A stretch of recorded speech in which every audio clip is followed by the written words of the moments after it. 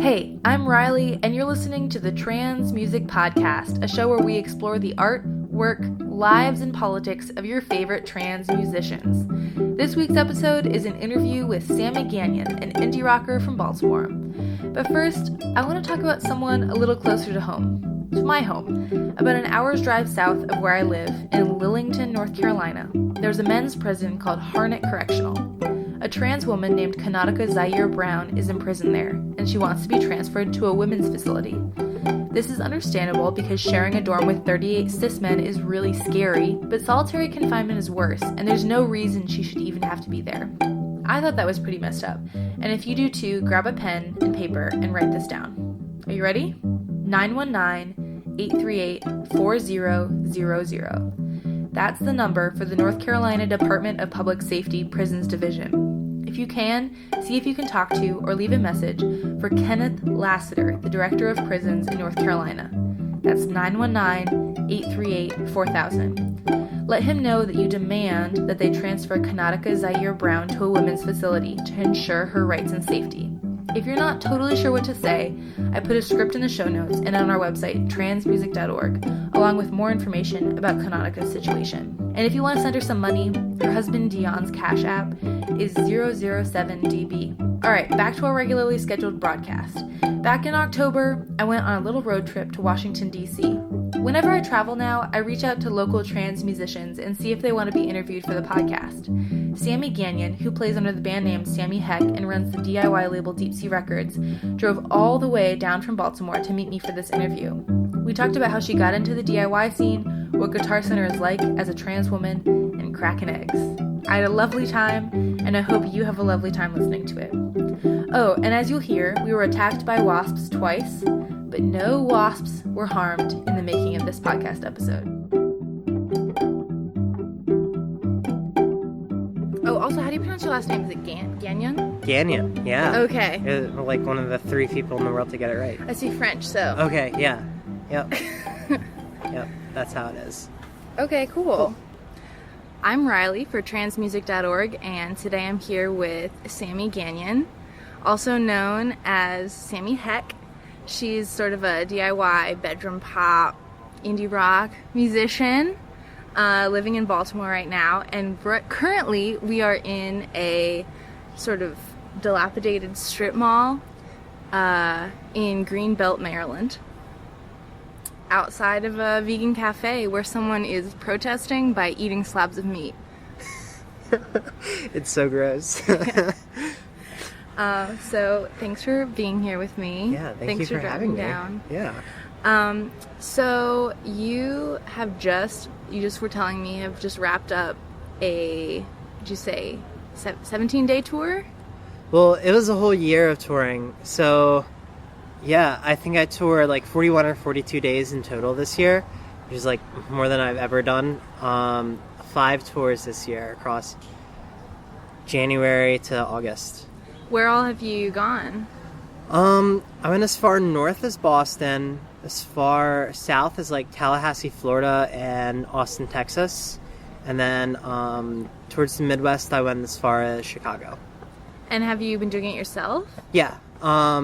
There was one tour the first tour I did, I toured with another band, White Petals, and I played bass for them, and then I did like solo Sammy Heck stuff.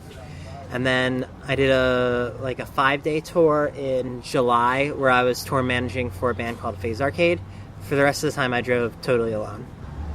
Your first Sammy Heck music was a split with White Petals. White Petals, yeah. Right? Yeah. Yeah, so I and I have been friends for a long time. I also run this label called Deep Sea Records, and White Petals is one of the first bands that I put out on that. How long have you been running the label? It'll be 4 years in February. Okay, so the label is older than the Sammy Heck project? Yeah, absolutely. Sammy Heck I just started in like August of last year after my old band Samurai Tiger broke up. But I started Deep Sea Records in February of my senior year of high school. Okay. Yeah. So was it hard to get people to take you seriously because you were a high school senior? Or did they not know? I think that all the people I was working with at the time were about the same age.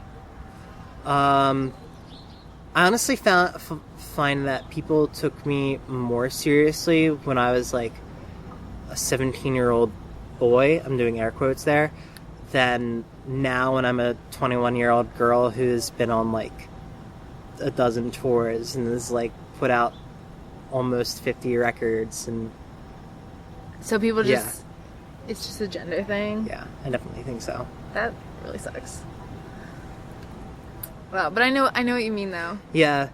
I think that the place that people treat me the most differently at is like Guitar Center. like before I would walk into Guitar Center and I was like practically invisible, and now every time I walk into Guitar Center and pick up an instrument, everybody like wants to talk to me and ask me how long I've been playing like an instrument for, and I'm like, do you think they're hitting on you, or I don't know. Mansplaining? There's definitely like that male arrogance of like, oh, girl that plays guitar? Like, what's up with that? Gross. How'd you sort of learn about and get into the DIY music scene? In high school I had a Tumblr, and I found out about bands like The World is a Beautiful Place and Empire, stuff like that, and I was like, oh, this is cool. And then I joined like some Facebook groups that were about like twinkle emo and stuff like that, and from there it was like, oh, everybody wants to play in bands like this. So yeah. Can you explain what twinkle emo is? So twinkle emo is like they're like different waves of like emo music, but twinkle would be like Algernon Cattle-Water, to an extent The World is a Beautiful Place. What's the vibe? So it's got that like emo punk vibe that bands like Jawbreaker, Sunny Day Real Estate, stuff like that have, but they take it to like an extra level of like less punk, more indie rock. So there's more like noodling and open tunings and stuff like that. Yeah. What would be your genre classification for the Sammy Heck project? For Sammy Heck, I usually say it's like sparkly indie pop. That's reasonable. Yeah, because I like a lot of like the emo indie bands, like The World Is, or like my friends in Commander Salamander coined the term sparkle punk. Sparkle punk. Sparkle punk, and it's like, so there was like twinkle emo, but nobody likes to say the word twinkle, so I guess that they just pulled out a thesaurus and looked up like synonyms for twinkle. And we're like, sparkle punk. I was like, okay, that's cool. Well, I'm gonna be sparkle pop. So I feel like people compare me a lot to bands that are like in that emo genre, but on like the more lighter, like sensitive side, like Kississippi or like Soccer Mommy, bands like that. But then I'm also really into like late 2000s, early 10s indie pop, like MGMT, Foster the People, Matt Kim, stuff like that. I can definitely hear that. Yeah? That makes sense to me. People say the Postal Service a lot. Yeah. Yeah. So, you, on your recordings, Mm-hmm. you play most of the instruments except for bass, right? Yeah, so on the recordings that are out right now, it's me playing guitar and singing. And then my friend Josh, who recorded me, plays bass on it, just because he has like a really nice bass rig. And then I programmed all the drums and the synths and stuff like that using Logic. I think he had Logic on his computer, which is like GarageBand for big boys. Yeah. Yeah. So you already knew how to do that? Yeah. So when I play live, I use GarageBand for like everything. Really? So I have my phone like mounted onto my guitar with like a with like one of those car mounts. Mm-hmm. And then I just run that through a mixing board on my pedal board and run both of those in my amp. So it plays like the backing tracks, but since they're like, none of them are live instruments. It sounds more like kind of chiptune, bedroom pop kind of thing, rather than, like, I'm playing along to, like, a backing track of all live instruments, if that makes sense. Do people think it's weird that you have your phone taped to your guitar and then are putting it all through one amp? It depends. It really depends. Some people are like, whoa, that's the coolest thing ever. And then other people are like, so when are you getting a band? Yeah. All you need is one synth player, right? I mean, I guess. I'm doing an upcoming tour in January where I'm having a band. Oh, you're gonna have a full band? Yeah. So that'll be interesting. And on the new record, it's a whole band. So that's the whole thing. A new record that you're planning to release soon? Yeah. I'm finishing up the demos right now, and then we'll go and record it.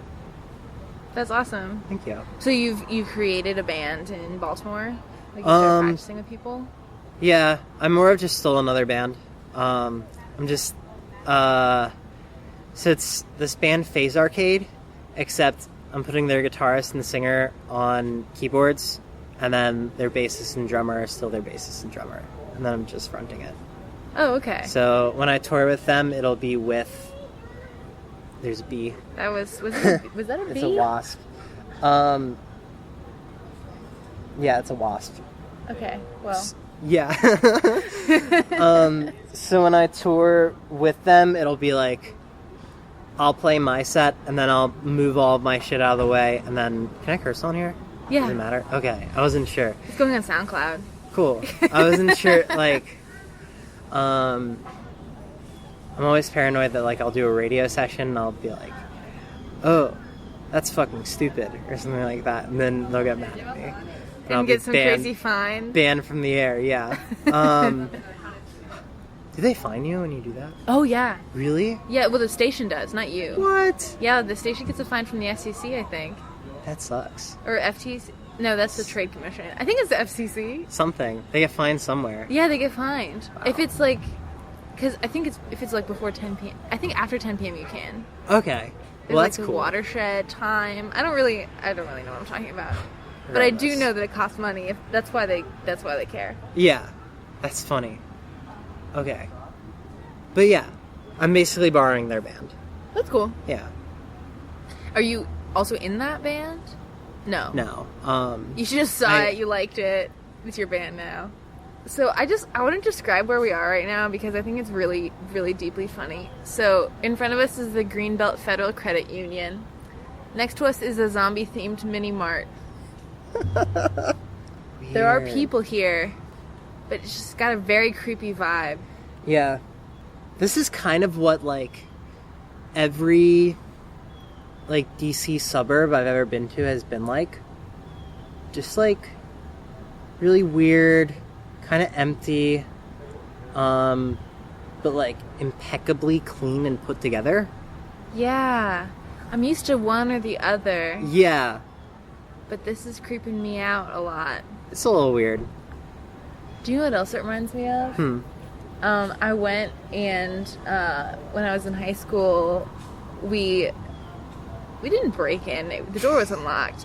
But we went to this megachurch apartment complex where these people in the late 90s had built this giant, like, sort of mall-shaped place for all their followers to live, and it was so clean, but everyone had left the community by then, so, like, the lights were on, and then there was, like, a couple stores open. It was like a dead mall, and there was, like, too cool. There was, like, grand pianos everywhere, and there was, like, an old, like, abandoned play park and, like, half-finished construction.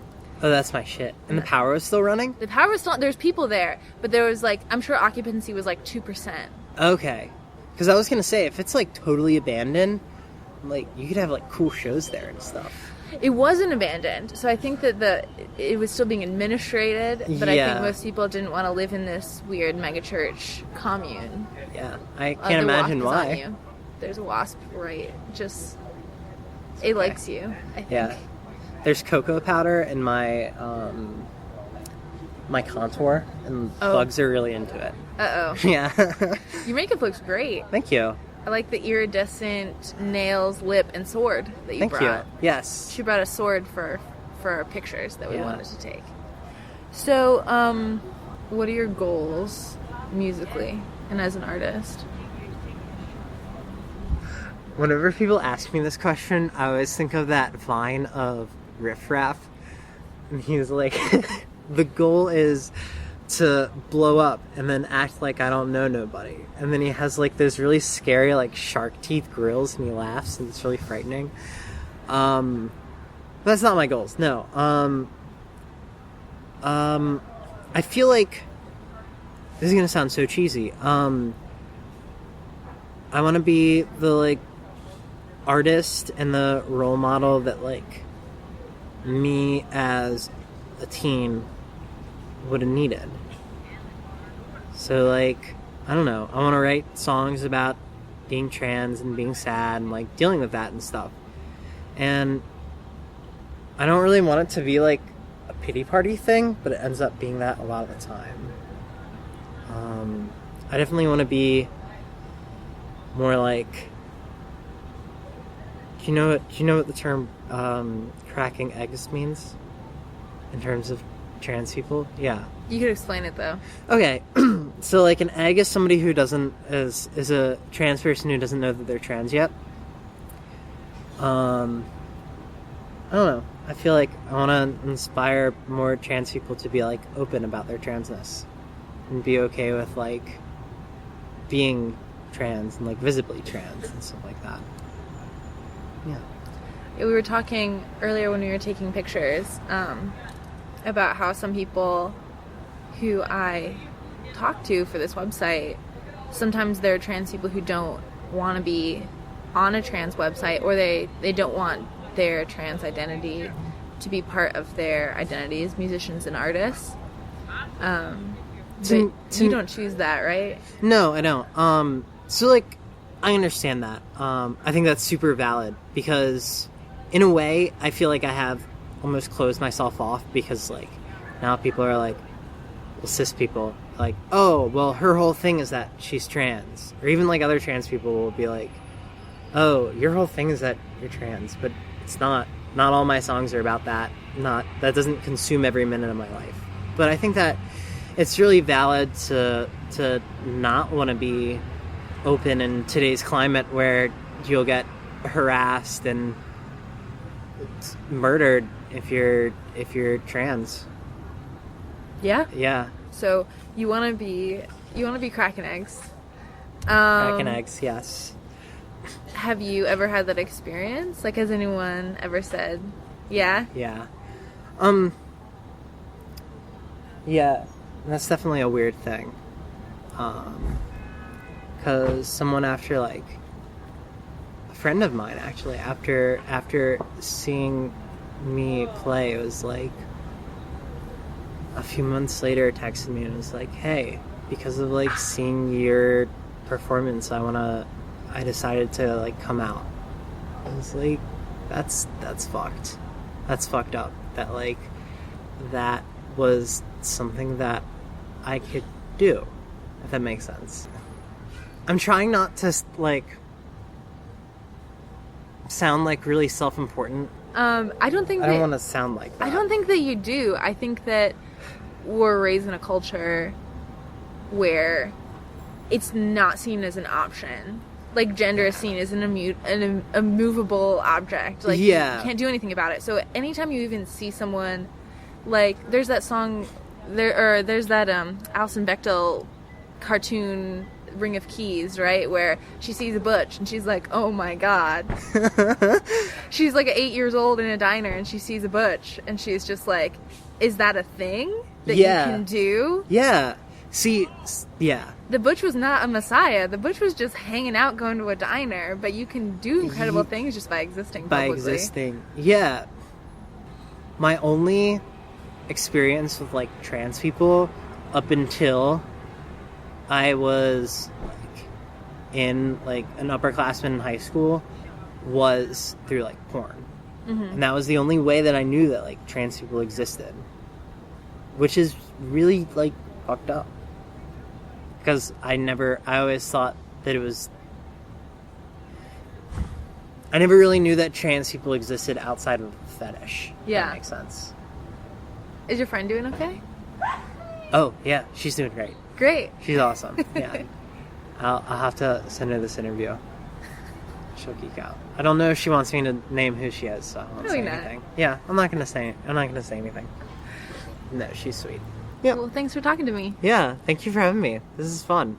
Yeah, I had a good time. I always have the best time Yeah. on these interviews. It's just an excuse to make new friends. Yeah, it is. That's cute. Cool. It was so lovely meeting Sammy. If you want to hear her music, visit sammyheck.bandcamp.com and check out the other musicians on Deep Sea Records. She puts out some really nice stuff. A little bit after our interview, she moved to Philly. But while we're talking about Baltimore, I actually traveled there a couple weeks ago and interviewed 2 awesome local musicians. So look forward to that in season 2. Thanks for listening. If you like this episode, send it to your coolest trans friend. Subscribe to us if you can, and go visit transmusic.org for new trans music daily. And call that number, 919-838-4000. Get Kanautica out of there. I believe in you.